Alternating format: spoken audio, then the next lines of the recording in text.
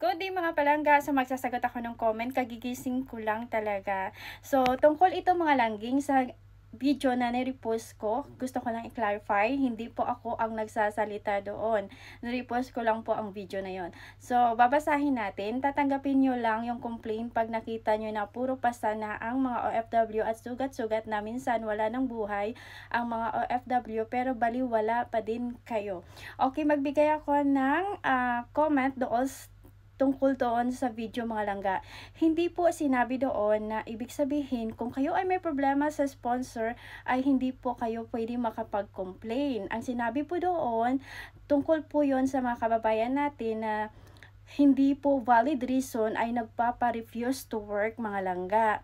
Ibig sabihin, sinigawan lang ng sponsor dahil medyo may kasalanan or hindi lang nagkaintindihan ay nagpapa-refuse to work, ayaw na magtrabaho, gusto na umuwi sa Pilipinas. Normally mga langga, minsan hindi kasi maiiwasan na nasigawan tayo as long as hindi naman po sinasaktan. At sinabi din doon sa video na kapag kayo ay ginugutom, hindi kayo sinasahuran, sinasaktan kayo, pwede kayong mag-refuse to work or mag-complain to change sponsor mga langga. Hindi po sinabi doon na hindi po kayo pwede makapag-complain.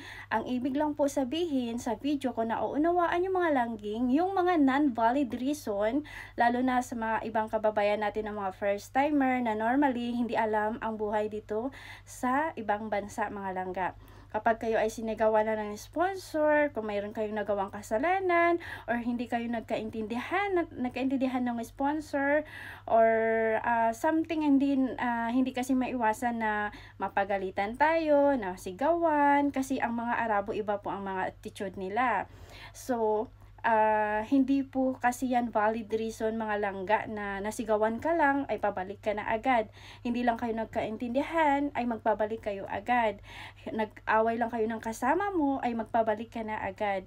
Ang mga valid reason kasi mga langga, bigyan ko kayo ng sample. Kung hindi kayo pinagsasahuran ng maayos, hindi kayo sinasahuran, ginugutom kayo, hindi kayo pinapakain, overwork kayo, 24 hours kayo nag-work mga langging, at sinasaktan kayo, yun yung mga valid reason na pwede talaga kayong mag-complain. Like example, itong sa comment ni Kabayan RV, valid reason po yan langging. Kung kayo ay sinasaktan na ng sponsor, dapat na kayong mag-complain, refuse to work, kasi bawal na bawal po yan. Okay? Sa mga hindi pa nakaunawa sa video na yon mga langga, tingnan nyo lang po yung ibang comment kasi meron naman doon comment na agree and disagree mga langging. Salamat!